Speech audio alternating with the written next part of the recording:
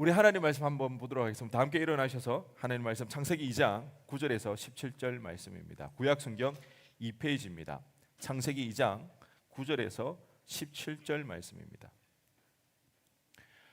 우리 한 절씩 교독하도록 하겠습니다. 여호와 하나님이 그 땅에서 보기에 아름답고 먹기에 좋은 나무가 나게 하시니 동산 가운데에는 생명나무와 선악을 알게 하는 나무도 있더라.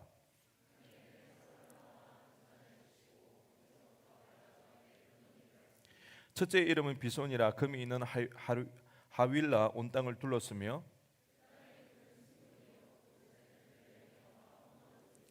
둘째 강의 이름은 기온이라 구스 온 땅을 둘렀고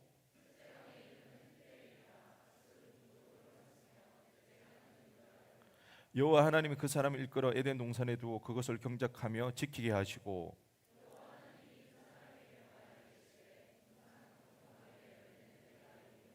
17절 함께 읽겠습니다. 선악을 알게 하는 나무의 열매는 먹지 말라. 내가 먹는 날에는 반드시 죽으리라 하시니라. 아멘. 자리에 앉으시기 바랍니다. 비전보다 순종 세 번째 시간 선악과의 평범성이라는 제목으로 은혜 나누기를 원합니다. 여러분 다들 식사하셨나요? 맛있게 하셨나요? 저 주일 점심은 꼭 저는 식사를 못할 경우가 많은 것 같습니다. 예배 마치고 이렇게 들어오게 되면 되게 허기지기도 하는데요. 우리가 가만히 보면 뭔가 끈질기게 하는 게 참 쉽지 않잖아요. 어렵잖아요. 금방 실증을 내거나 아니면 계속 반복해서 하는 게 힘들어서 못하는 그런 것들이 있는데 진짜 태어나서 지금까지 정말 쉬지 않고 끊임없이 해오는 게 있는데 그게 바로 뭐다? 식사, 밥 먹는 겁니다. 이거는 우리가 매일같이 진짜 끊임없이 계속해서 반복해서 해오고 있지만 우리는 그것을 뭐 지겨워하거나 그것을 실증내지 않습니다. 참 감사한 일이죠. 만약에 먹는 것마저 우리가 실증냈으면 다이어트 돼서 좋은 건가요? 힘들어질 수도 있는데 그런데 우리는 이렇게 끊임없이 반복해서 누군가는 30년, 누군가는 40년은 없나요? 끊임없이 식사를 해오고 있습니다. 반복해서. 그렇지만 우리는 이 식사를 중독이라고 말은 하지 않습니다. 그렇죠? 중독은 그렇지 않습니다. 그런데 중독이라고 말하는 것은 우리는 일 중독, 사랑도 중독이 되나요? 사랑 중독, 마약 중독, 술 중독, 뭐 포르노 중독, 뭐 이런 중독을 하는 거죠. 그렇게 생각해봤을 때, 이 중독이라는 말은 횟수에 상관이 있는 것이 아니라 해악의 유무에 달려 있는 거죠. 우리에게 해악이 되는 것은 중독이라 이름 부를 수가 있는 거죠. 그러기에 가만히 보면 이 식사도 때로는 우리에게 중독이 될 때가 있습니다. 어떤 중독이죠? 다들 음식하고는 중독이랑 상관없이 그렇게 절제를 잘 하시나요? 탄수화물 중독이라고 들어봤습니까? 탄수화물 중독. 분명히 이게 먹으면 안 되는 걸 알죠. 그리고 이 탄수화물 중독이라고 말하는 이유는 이 탄수화물을 먹음으로써 오히려 우리의 건강에 해를 가하기 때문에 우리는 그것을 탄수화물 중독이라고 그렇게 이야기를 합니다. 사실 먹는 것은 우리에게 너무 중요하죠. 살기 위해서 먹는 건데 우리의 그 먹는 것이 우리에게 오히려 독이 되는 그런 일이 있게 되는 거죠. 대부분 탄수화물 중독은 식탐에 의해서 발생이 되죠. 먹는 걸 참을 수 없는 그런 욕심 때문에. 그래서 요즘 뭐 유튜브 보면 그런 거 굉장히 유행이죠. 먹는 유튜브 같은 것들. 그런데 그런 것들 조심해야 되는 것이 결국은 그것은 우리의 욕망 속에 있는 식탐을 우리한테 계속해서 끌어내어서 먹는 것에 집착하게 만들고 그 중독, 탄수화물 중독에 이르게 하는 그런 일이 될 수가 있습니다. 그렇기 때문에 요즘 너무 먹는 그런 유튜브에 대해서 우리는 좀 경계할 필요가 있습니다. 그런데 이와 비슷하게 또 우리에게 먹는 것이 우리에게 너무나도 중요하지만 이 일이 결국 우리에게 독이 되는 그런 일처럼 비슷한 것이 바로 돈입니다. 물질입니다. 여러분 돈 싫어하는 사람 있나요?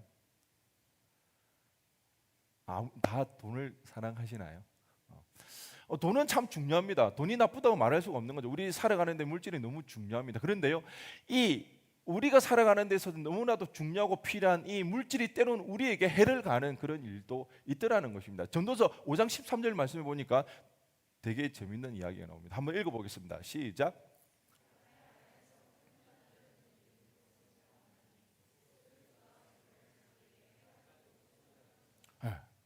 재물이 재물을 가지는 게 나쁜 것이 아닌데 이 재물을 가지는 것이 곧 우리에게 뭐가 되더라는 겁니까? 해가 되는 것입니다. 우리가 잘 살기 위해서 돈을 버는데 어떤 사람들은요, 목숨 바쳐서 생명을 바꿔가면서 건강을 바꿔가면서 돈에 집착하는 사람들이 있습니다. 돈보다 더 중요한 그 시간, 시기가 있는데 자녀와의 시간을 보내는 것이 아니라 돈 버는 데 시간을 다 보내어서 가장 중요한 소중한 시간을 잃어버린 것. 돈이 때로는 우리에게 해를 가할 정도로 우리가 집착하는 그런 부분들이 있습니다. 돈 중독에 빠지는 것. 돈이 있어야 우리가 살 수 있지만 때로는 그 돈이 우리를 망하게 하는, 우리를 멸망하게 만드는 그런 일들이 우리에게 있으면 우리는 볼 수가 있는 거죠. 오늘 본문에 보니까 하나님께서 에덴 동산을 만드셨습니다. 그리고 그 동산에 선악과를 놓으셨는데, 여러분 선악과가 어디에 있나요? 에덴 동산 어디에 있나요? 에덴 동산 중앙에 있습니다. 여러분 한번 생각해 본 적 있습니까? 왜 에덴 동산이 선악과가 에덴 동산 중앙에 있을까? 아마 에덴 동산 어디에 있든지 아브라함이 에덴 동산에 거닐 때마다 항상 그의 시야에 들어온 것은 뭐다? 선악과였을 겁니다. 결코 선악과는요 흉물스럽게 만들어지지 않았습니다. 그 선악과는요 아담의 시선에 벗어나는데 아담이 손이 닿을 수 없는 그런 변두리, 그런 지역에 있지 않았습니다. 항상 그 중앙에, 그 중심에 있었습니다. 그리고 손만 뻗으면 어떻게 해요? 닿을 수 있는 그것이 선악과입니다. 선악과가 분명히 나중에 좀 보겠지만 창세기 말씀 보면 굉장히 탐스럽게 보입니다. 맛있게 보이는 거죠. 결코 흉물스럽거나 그렇지가 않습니다. 아마 여러 다른 열매들과 다를 바 없이 그 가운데 있어 보면 특별하게 뭐 더 이쁘거나 더 흉물스럽거나 그렇지 않고 아주 평범하게 어울려서 있었을 것입니다. 에덴 동산 어디에? 중앙에 늘 그의 시선이 머물고 그가 손만 뻗으면 닿을 수 있는 것. 이것이 선악과의 뭐다? 평범성이라고 할 수가 있는 거죠. 오늘날 우리의 삶도 이와 비슷합니다. 이 선악과라는 것은 우리의 삶 중앙에 늘 있습니다. 우리와 늘 함께 하는 것입니다. 그것이 결코 나쁘다고 말할 수가 없습니다. 선악과가 오직 나쁜 열매일까요? 흉물스러운 열매일까요? 아니요. 아담은 선악과를 볼 때마다 뭘 떠올리게 됩니까? 자신의 정체성을 깨닫게 됩니다. 이 모든 동산을 하나님 자기에게 맡겨주셨고 부족함이 없는 그 삶 속에서도 선악과를 볼 때마다 아담은 뭘 깨달을 수가 있습니까? 이 모든 은혜가 누구에게부터 왔다? 하나님에게 왔다. 그것을 알 수 있고 깨달을 수 있는 것이죠. 그렇기 때문에 아담 오히려 그 선악과를 통해서 하나님 앞에 감사할 수 있는 것이죠. 그리고 자신의 위치를 깨닫게 되는 것이죠. 자신이 주인이 아니라는 것, 청지기라는 것. 그렇기 때문에 선악과는 굉장히 의미 있고 중요한 일입니다.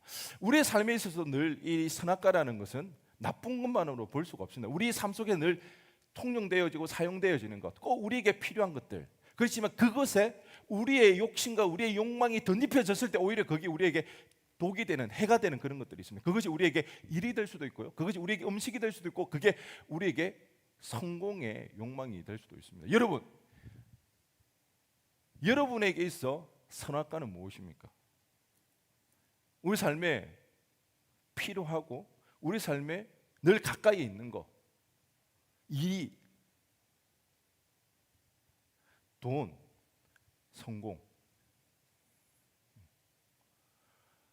아주 평범하게 우리 삶 중앙에서 늘 함께하는 것, 그것이 바로 선악과입니다. 아담은 결국 이 선악과를 따먹음으로써 그는 그의 삶 가운데 사망이 임하게 되는 그런 일을 당하게 되었습니다. 그런데 한번 생각해 보시기 바랍니다. 선악과가 결코 아담에게 있어서 선악과는 당시 아담은 뭐 별 부족함이 없었습니다. 그렇죠? 에덴이라는 곳은 구약 성경에서 말하기는 샬롬의 상태입니다. 완벽한 상태, 부족함 없는 상태. 여러분 에덴 동산을 볼 때마다 여러분은 무엇을 떠올리십니까? 무엇을 생각하나요? 부족함 없는 곳입니다. 퍼펙트한, 마치 천국과 같은 파라다이스, 유토피아 같은 그런 곳이 에덴이라는 것이죠. 그런데 왜 아담은 그런 부족함 없는 그런 상황에서 그는 선악과를 따먹었을까요? 결국 그 선악과를 따먹음으로 그는 더 이상 에덴에서 살 수 없고 그가 평생 느끼지 못했던 고통 가운데 그리고 그의 삶 가운데 죽음이 임하게 되었을까요? 왜 그랬을까요? 그가 마땅히 바라봐야 할 것을 바라보지 않았기 때문입니다. 하나님을 바라보지 아니하고 하나님 아닌 선악과, 자신의 욕심의 눈이 멀어 그 선악과를 바라볼 때 그는 그 유혹에 넘어가고 말았다는 거죠. 우리 창세기 3장 6절 말씀을 한번 보도록 하겠습니다. 시작.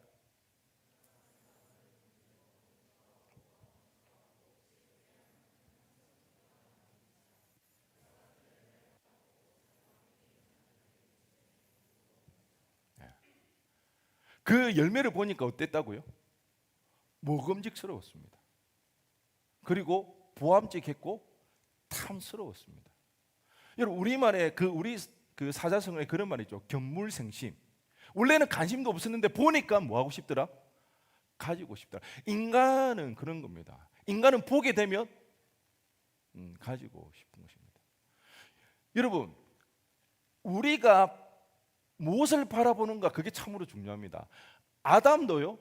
그 완벽한 상태에서도 그가 선악과를 바라보았을 때는 그 유혹에 넘어갈 수밖에 없었습니다. 그는 뭘 바라봐야 됐습니까? 하나님을 바라봐야 됐다는 것이죠. 선악과를 보니까 먹음직스럽고 탐스럽고 보암직하니까 그 유혹에 넘어갈 수밖에 없습니다. 여러분 잘 들으시기 바랍니다. 우리의 정체성은요, 뭘 바라보는가입니다. 우리가 바라보는 것이 곧 뭐다? 여러분의 정체성입니다. 여러분은 지금 뭘 바라보고 있습니까? 저를 바라보고 계십니까? 죄송합니다. 내가 지금 뭘 바라보고 있는가? 내가 살아가면서 어디에 내가 집중하고 있는가? 내가 바라보고 있는 그것이 곧 나의 정체성이라는 것입니다. 여러분 아담조차도 그가 선악과를 바라보았을 때에 그 유혹을 이겨낼 수가 없었습니다. 여러분 우리는 훨씬 열악하고 훨씬 힘든 척박한 상황 가운데 살아가고 있습니다. 아담조차도 그 유혹을 이겨낼 수 없다면 우리는 어떨까요? 결코 우리는 이겨낼 수가 없습니다. 여러분 세상을 바라보는 것, 그 세상의 유혹, 그 성공의 유혹, 그 물질의 유혹, 그것을 여러분 이겨낼 수 있습니까? 선악과의 이야기에서 아담이 우리에게 말해주고 있는 것이 무엇입니까? 세상의 그 어떤 유혹에도 우리 스스로는 이겨낼 수가 없더라는 것입니다. 그래서 우리는 뭘로 바라봐야 된다? 주님을 바라봐야 된다. 하나님을 바라봐야 되는 것입니다. 그러지 않고 우리는 그 세상 유혹에 우리는 이겨낼 수가 없다는 것입니다. 제가 이 말씀을 묵상하면서 참 그런 여러분도 많이 느낄 수가 있는 그런 감정은 그런 겁니다. 아담도 그런 완벽한 상황 가운데 부족함 없는 그런 상황 가운데 아담조차도 넘어졌다면 우리는 어떻게 해야 되는가? 내가 과연 그 유혹 속에서 이런 핍질한 상태 가운데 늘 척박한 상황 가운데 살아가는 우리의 상황에서 세상 유혹에 넘어가지 않냐고 오로지 하나님만 바라보며 살아갈 수 있을까? 사실 이런 의문점, 이런 고민들이 우리에게 자연스럽게 생겨날 수가 있는 거죠. 그래도 다행스러운 것은, 그래도 감사한 것은요, 하나님이 우리를 자녀로 불러주셨다는 것입니다. 할렐루야. 여러분 하나님이 우리를 자녀로 불러주셨다는 것이 어떤 의미입니까? 여러분이 하나님의 자녀가 되었습니다. 아멘. 그것이 여러분에게 어떤 의미입니까? 우리가 하나님의 자녀가 되었다는 것은 우리가 하나님을 바라볼 수 있다는 것입니다. 하나님을 느낄 수가 있고요, 하나님의 말씀을 들을 수가 있고요, 그 하나님의 말씀이 진리인 것, 사실인 것을 우리가 믿음으로 반응할 수 있고 고백할 수 있는 것. 사실 여러분 이게 가장 큰 은혜라는 것입니다. 우리가 하나님의 자녀라는 것, 하나님의 자녀가 됐다는 이런 은혜가 우리에게 있더라는 것입니다. 우리는 아는 거죠. 우리는 믿는 거죠. 세상에 우리를 행복하게 만들 수 없다. 돈이, 성공이, 물질이, 유명세가 그것이 우리를 잘 살게 만들어주는 것이 아니라는 것 우리는 알게 되더라는 것입니다. 우리가 아는 것은 무엇입니까? 하나님을 바라보고 하나님의 말씀을 쫓아 살아갈 때 그것이 결국 우리를 살리는 길이라는 것, 그것을 우리가 믿는 것, 그것을 알게 되었던 것, 그것이 우리 인생의 가장 중요한 가치라는 것, 그것이 우리 삶의 법칙을, 원칙이라는 것을 우리가 고백하는, 이게 하나님의 자녀로 부르심 받았다는 뜻이라는 것입니다. 여러분, 이게 굉장히 중요합니다. 이것을 모릅니다. 세상 사람들은 받아들이지 않습니다. 인정하지 않습니다. 우리의 살 길이 하나님의 말씀을 쫓아 살아가는 것이 우리의 살 길이라고 말하지 않습니다.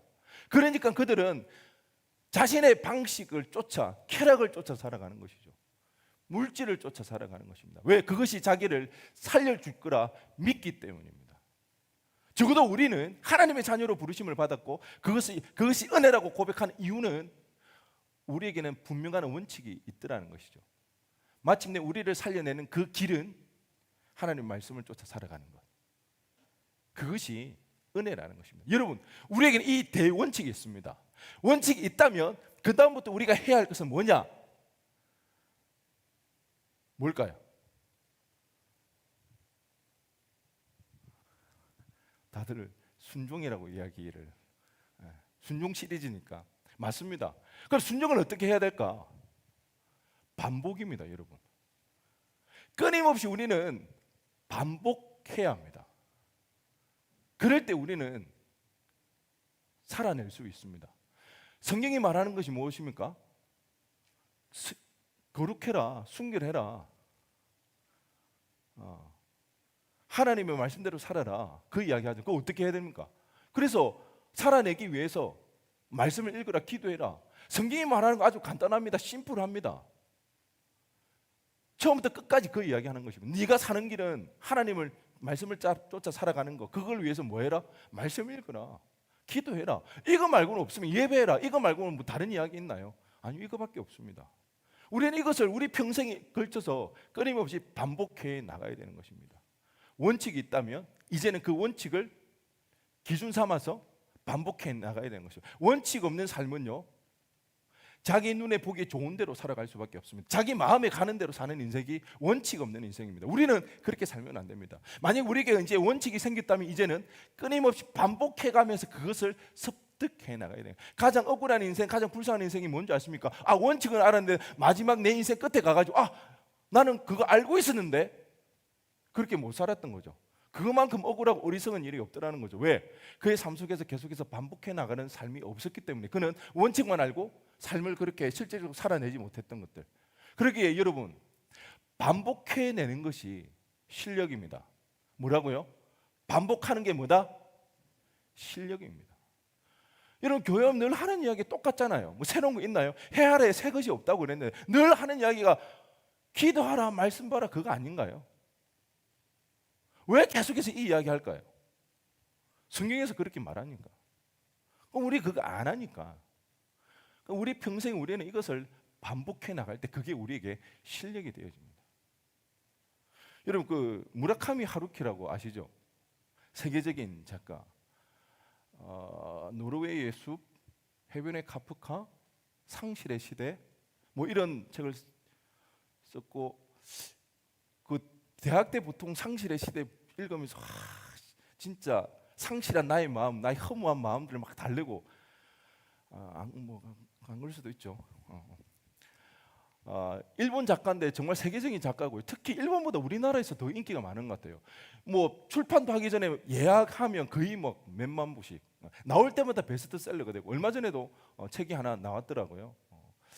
그런데 사람들이 궁금했습니다. 어떻게 당신이 이렇게 세계적인 작가가 될 수 있고 이렇게 글을 쓸 수 있습니까? 해서 물어봤을 때 하루키가 40년 동안 빠지지 않고 해왔던 일이 있더라는 것입니다. 우리는 그것을 일명 하루키 법칙이라고 합니다. 아마 들어보신 분도 있을 겁니다. 하루키 법칙이 무엇입니까? 아주 간단합니다. 심플합니다. 매일 20매의 원고를 써나가는 겁니다. 다른 거 없습니다. 글이 되게 잘 써지는 날도 원고 분량으로 20매까지 딱 쓰면 스탑해버린답니다. 그리고 글이 아무리 안 써진 날도 어떻게 해서든지 원고 20매를 채운다고 합니다. 이게 하루키의 법칙입니다. 하루키가 이 법칙을 40년 동안 계속해서 반복해 왔다는 거죠. 그리고 이 자기의 루틴을 지켜내기 위해서 그는 9시에 잠에 든답니다. 9시에 잠들어서 새벽 4시에 일어나서 5시간에서 6시간 글을 쓴다고 합니다. 그리고 점심 때는 수영을 가든지 아니면 조깅을 하고 오후에는 자기 취미생활을 하고 9시에 잠이 든다고 합니다. 오로지 그가 하루 원고 20매를 채우기 위해서 그 모든 생활은 거기에 집중되어 있고 포커스 맞춰져 있고 아무리 힘들고 아무리 어렵더라도 그 20매는 꼭 채우더라는 것입니다. 여러분 이게 하루키의 법칙입니다. 심플하지 않습니까? 간단하지 않습니까? 그가 이렇게 대작을 만들어낼 수 있었던 것은 끊임없는 반복이었던 것이죠. 반복이 곧 뭐다? 실력이 되는 것입니다. 여러분 아마 우리 하루에 1시간씩 매일 영어를 지금까지 해왔더라면 어땠을까요? 진짜 네이티브는 안 되더라도 뭐 영어 때문에 어려워하거나 힘들지는 않았을 것입니다. 반복이 얼마나 큰 힘이 되는지 모릅니다. 그러기에 우리는 계속 끊임없이 반복해 나가야 됩니다. 여러분 하나님의 자녀된 자로 살아가기 위해서 여러분 말씀을 가까이 하고 있습니까? 기도 생활 해 나가고 있습니까? 아마 분주한 일상 가운데 그 말씀을 계속해서 지켜내고 바라보는 게 참 쉽지 않고 어려울 수도 있습니다. 그렇지만 우리가 포기하지 말아야 되는 거. 여러분 잘해라는 거 아닙니다. 얼마나 잘하는 게 중요한 것이 아닙니다. 우리의 일상에서 계속해서 끊임없이 쉬지 말고 반복해 나가는 거. 지금 성경 통독을 우리가 1년째 해오고 있거든요. 근데 이제 거의 이제 구약 성경이 끝났습니다. 그런데 하루에 그냥 4장씩만 읽었으면 구약 성경을 벌써 다 읽은 거예요. 근데 우리는 이제 1년을 얼마 남겨두지 않은 상황에서 올해도 성경을 10장도 채 못 읽고 끝나버렸네. 그런 경우가 많다는 거죠. 우리가 만약에 1년에 1독씩만 해왔더라도 벌써 우리는 성경을 10독은 했을 거고 10독만 했더라도 성경 충분히 알 수가 있는 거죠. 그만큼 우리에게는 이 반복이 참으로 중요하다는 것입니다. 노아의 방주에 홍수가 일어날 때 노아가 이제 많은 이제 동물들을 거기에 태우죠. 그래서 태워서 구원을 이제 받고 이제 그런 일이 일어나는데요.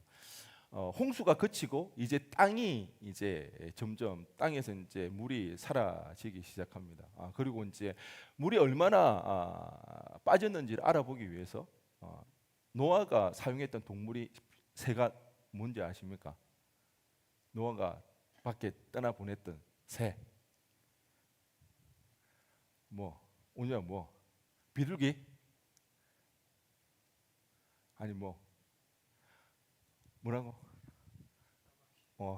뭐라고? 맞아요. 까마귀죠, 까마귀. 처음에는 까마귀를 내보냅니다. 까마귀를 날려서 물이 다 빠졌는지를 확인을 하고 있습니다. 그런데 몇 차례 왕래를 하다가 나중에는 비둘기가 등장합니다. 그리고 이 비둘기가 결국 끝에 물이 다 빠진 것을 알고 이제 그들이 밖에 나가거든요. 그런데 처음에는 분명 어떤 동물이 시작했어요? 어떤 새가? 까마귀. 근데 마무리는 누가 했습니까? 비둘기 했고 까마귀는 더 이상 등장하지는 않습니다. 질문입니다. 여러분 이 까마귀 어디로 갔을까요? 넌센스 아니고 진짜 궁금하지 않나? 이 까마귀가 어디 갔을까? 여러분 말씀 읽어보면 재미있는 거 진짜 많거든요. 이 까마귀 어디 갔을까? 가만히 이제 고민을 해보면요, 생각을 해보면 레위기 11장에 보면 부정한 동물이 나오거든요. 부정한 동물, 정한 동물을 구분하는데 그 중에 이 까마귀는 부정한 동물에 들어갑니다. 아마 부정한 동물로 명명 지은 이유가 여러 가지가 있을 수 있지만 가장 중요한 이유는 아마 까마귀가 죽은 시체를 먹고 살기 때문일 겁니다. 까마귀는 죽은 시체를 먹고 삽니다. 그러기에 처음에 그가 밖으로 나갔을 때는 물이 아직 다 빠지지 않았기 때문에 그가 다시 돌아왔죠. 그런데 얼마 좀 지나고 나서 물이 빠지고 보니까 온 땅에 뭐가 절비합니까? 사체들이 절비하더라는 거죠. 그 사체를 보게 되었을 때 이 까마귀의 그 본능이 자극되어지는 거죠. 그 죽은 시체에 대한 그 정욕을 그건 억제하지 못하고 그것을 먹느라 정신을 차리지 못합니다. 그리고 더 이상 방주로 돌아오지 않게 되는 것입니다. 여러분 우리의 신앙생활도 이와 비슷할 수가 있더라는 거죠. 하나님의 부르심을 받아 우리는 이 교회 공동체라는 모임에 있습니다. 우리가 하나님을 바라보고 살아갈 때는 하나님 은혜 가운데 살아가지만 우리의 시선이 하나님이 아닌 세상에 우리의 시선이 갈 때에 세상의 그 많은 그 유혹 속에 우리는 거부하거나 이겨낼 수가 없습니다. 그 세상의 그 유혹 속에서 우리의 욕정, 우리의 욕망이 발동되어서 우리는 그게 사로잡히게 됩니다. 그래서 죽은 시체와 같은 그 세상의 것들로 우리는 먹고 마십니다. 그리고는 어떻게 할까요? 처음에는 이것이 우리를 살리는 것처럼 이야기를 해줍니다. 우리를 살리는 것처럼 기분 좋게 만들어줍니다. 그게 성공이고 그게 돈이고 그게 쾌락입니다. 내가 사는 것처럼 여겼지만 결국 그것이 나를 뭐하게 되는 것? 나를 죽이는 일이 되더라는 것입니다. 여러분 지금 어디를 바라보고 있습니까? 하나님 바라보고 계신가요? 우리 시선이 하나님 앞에 고정되어져 있습니까? 우리의 시선이 하나님에서 세상으로 돌려지는 순간 아무도 우리는 그 유혹을 감당하거나 이겨낼 수 없습니다. 아담을 보시기 바랍니다. 부족함 하나 없는 그 아담도 무엇을 바라보느냐에 따라서 그 유혹에 넘어지고 말았다는 것입니다. 그렇게 우리는 늘 우리의 시선을 주님께 고정해야 합니다. 말씀을 읽는 이유, 기도하는 이유, 우리가 예배를 드리는 이유는 무엇인가요? 우리의 시선을 주님께 고정하기 위해서입니다. 그러나 여전히 우리에게 부담으로 다가오는 것은 있죠. 반복해야 되는 거 모르는 게 아니죠. 우리가 하나님 앞에 순종하며 살아야 되는 것 모르는 사람은 아마 없을 겁니다. 힘들기 때문에, 어렵기 때문에. 그런데요, 여러분 여기 있는 우리 가운데 순종이 쉬운 사람이 있습니까? 난 하나님 말씀에 순종하는 게 너무 쉽다. 여러분 순종이 쉬운 사람은 아무도 없습니다. 순종은 어려워요. 그런데 그 순종을 어떻게 해야 될까요? 어떻게 하면 그 순종이 가능할까요? 다른 방법은 없습니다. 하나님을 더 알아가는 것밖에 없습니다. 그 하나님의 그 은혜, 그 사랑, 그 권능을 우리가 더 알아가게 되면 우리는 그 하나님의 말씀에 자연스럽게 순종할 수밖에 없습니다. 여러분 하나님의 말씀을 여러분 보지 않죠? 보는 게 힘들죠? 버겁죠? 왜요? 은혜를 잘 모르기 때문에. 성경에는 하나님의 말씀이 꿀송이처럼 달다고 그렇게 이야기했습니다. 제가 신대원 가기 전에 이 말씀에 도전이 되었습니다. 왜 나는 하나님의 말씀이 이 꿀송이처럼 달지가 않을까? 왜 나는 성경이 그렇게 재미지가 않을까? 왜 성경을 의무감으로 책임감으로 그렇게 볼까? 성경에는 하나님의 말씀이 꿀송이보다 달다고 그랬는데 그때 제가 기도하며 봤을 때 저는 잊을 수 없는 경험을 했습니다. 그 성경이 그렇게 달 수가 없더라는 것입니다. 그 말씀이 나를 살리는 말씀이 되더라는 것입니다. 이 은혜, 이 맛을 우리가 경험하게 되어지면 우리는 끊임없이 뭘 찾게 됩니까? 말씀을 찾게 됩니다. 우리 삶에 어려움이 있고 우리 삶에 낙담되고 우리의 삶이 좌절되는 그 순간이 찾아올 때면 우리는 다시 그 말씀으로 돌아가게 되는 거죠. 왜? 그때 나에게 주셨던 그 은혜의 말씀, 나를 살렸던 그 말씀, 그 달콤한 그 말씀 우리는 찾게 되더라는 것입니다. 하나님의 은혜를 알기 때문에, 말씀의 은혜를 알기 때문에 우리는 말씀을 찾아가게 되어 있습니다. 저에게 두 아들이 있는 거 다들 아시죠? 이 아들들이 자기들이 생일이 다가오기 시작하면 몇 주 전부터 난리가 납니다. 선물 고르느라고 사준다고 이야기한 적도 없는데 자기들끼리 굉장히 심각해집니다. 고민합니다. 그렇다고 제가 안 사주지는 않겠죠. 사랑하는 아들 선물을 사주지만 또 그래도 그냥은 안 사줍니다. 교육 차원에서 꼭 한마디 합니다. 생일은 원래는 부모님에게 선물하는 날이라고. 너를 낳고 길러주신 이 은혜를 기억하면서 감사하는 왜요? 교육을 잘 시키고 있습니다. 언제쯤 이 교육이 빛을 볼까요? 지금은 귀뚱으로 듣지도 않습니다. 그렇지만 저는 포기하지 않고 교육을 합니다. 근데 분명히 하는 날이 올 겁니다. 우리 아이들을 그런 식으로 지금 생각하시는 거예요? 분명히 하는 날이 있을 겁니다. 언제요? 철이 들고 부모의 은혜를 깨닫게 될 때. 부모의 은혜를 알게 되면 이 아이들은 시키지 않아도 어떻게 합니까? 감사하다고. 그리고 좋은 것으로 선물을 하겠죠. 그날을 고대하고 있습니다. 여러분도 꼭 그렇게 하시기 바랍니다. 여러분 생일날 부모님께 감사의 말씀 전하나요? 선물 하나요? 이러면 안 되네. 이러면 안 돼. 이게. 해야지. 그리고 올해부터 꼭 하시기 바랍니다. 야, 웬일이야? 목사님이 그렇게 시켰다고. 꼭 저의 이야기를 꼭 전해주시기 바랍니다. 은혜를 알게 되면 찾게 되더라. 하게 되는 거예요. 우리가 하나님의 은혜를 알게 되면요, 하나님이 어떤 분이신지를 알게 되면 우리는 그 순종하는 일이 우리에게 쉬워집니다. 그 은혜를 알기 위해서 우리는 말씀 앞에 서야 됩니다. 기도해야 되는 거죠. 예배 드려야 되는 것이죠. 그게 순종이 가능하게 하는 이유인 거죠. 제가 사실 오늘 말씀을 준비하면서 참 많은 답답함이 있었습니다. 서두에 선악과의 평범성에 대해서 이야기를 하면서 완벽한 퍼펙트한 그 상황 가운데서도 아담이 넘어졌는데, 가령 우리의 현실 가운데 이런 핍절하고 부족함 많고 상처 많고 그런 우리의 상황 가운데 그 유혹을 견뎌낼 수 있는, 이겨낼 수 있는 방법이 과연 있을까? 참 고민이 되었고, 이 문제를 놓고 제가 새벽에 하나님 앞에 기도하며 나가는데 제가 회개 기도하면서 참 많이 울었습니다.